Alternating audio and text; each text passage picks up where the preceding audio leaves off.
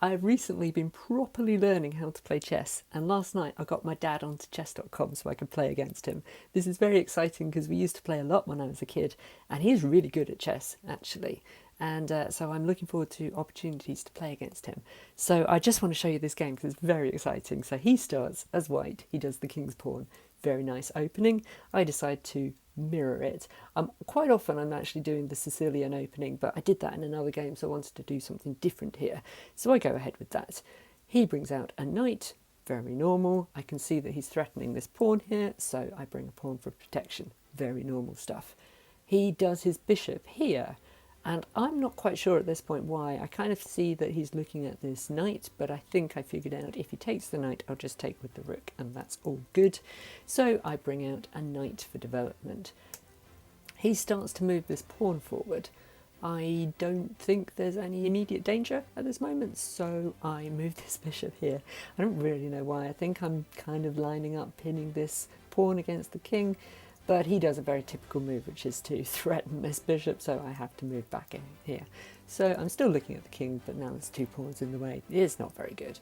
He brings his pawn forward. I know that this pawn can take me, and I also realise that I could just take the pawn, but then I've heard people talk about bad pawn structure. I think it's something about when they're lining up on the way to becoming a queen, so I decide to ignore it. I do this instead.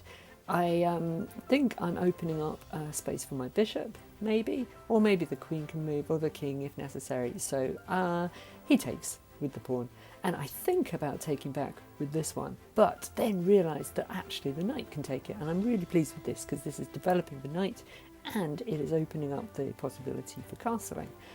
He moves his knight. At this point I'm really well aware of the threat of the fork on the rook and the queen, but in my idiocy I feel like I can just take it with the king.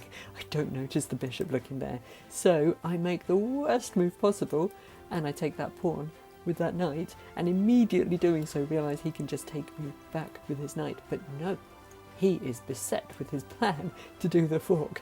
So at this point I realise I can't just take with the king, and I realise that either the rook or the queen is going to go, so I decide to move my queen out of danger, and I look all the way up this line and I settle on this square, which is really exciting for me because I can see that I'm also looking at the king and pinning this pawn. He doesn't spot any danger, he goes ahead with his plan and takes it, and at this point I realise this square is protected by this knight. He can't take me, he can't move to block me, there's nothing else that can take me, so I move in with the queen and checkmate, and I am so happy.